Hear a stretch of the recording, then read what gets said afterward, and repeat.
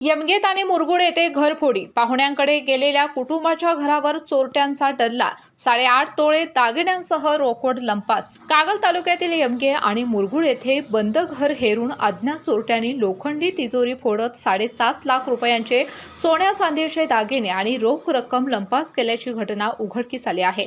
या घटनेमुळे परिसरात खळबळ उडाली असून नागरिकांच्या मध्ये भीतीचं वातावरण निर्माण झाले।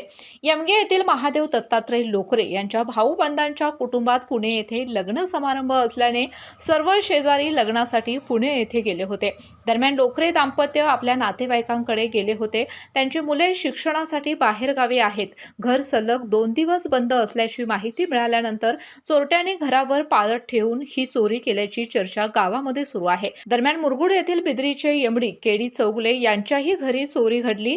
चौगले हे बाहेरगावी गेले होते। त्यांच्या बंगल्यामधील सीसीटीव्ही DVR चोरट्यांनी लंपास केला। त्याचबरोबर घरातील सर्व साहित्य विस्कटून ठेवले होते। त्यांच्या घरातून अंदाजे 10,000 रोकड लंपास केल्याची माहिती मिळत आहे। दागिने लॉकरमध्ये ठेवल्यामुळे वाचल्याचं चौगले यांनी सांगितले। 20 ते 22 जून दरम्यान घडल्याचा अंदाज व्यक्त होत आहे।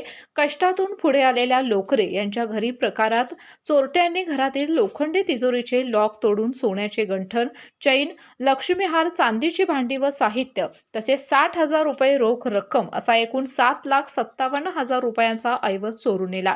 चोरीची माहिती मिळताच लोकरे दाम्पत्य घरी परतले। आयुष्यभर कष्ट करून जमवलेले सोन्याचे दागिने आणि बचतीची रक्कम एका क्षणात नाहीशी झाल्याचं पाहून त्यांना अश्रू अनावर झाले। या घटनेमुळे कुटुंबाला मोठा मानसिक धक्का बसला असून गावभर हळहळ व्यक्त होत आहे। मुरगुड पोलिसांनी अज्ञात चोरट्यांविरुद्ध गुन्हा दाखल केला असून पुढील तपास सुरू आहे।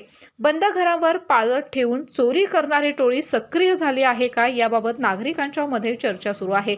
KK न्यूज साठी कागल प्रतिनिधी ओंकार पोद्दार। स्वाद गोकुळचा आस्वाद परंपरेचा गोकुळ आईस्क्रीम सोबती प्रत्येक क्षणाचा गोकुळ आईस्क्रीम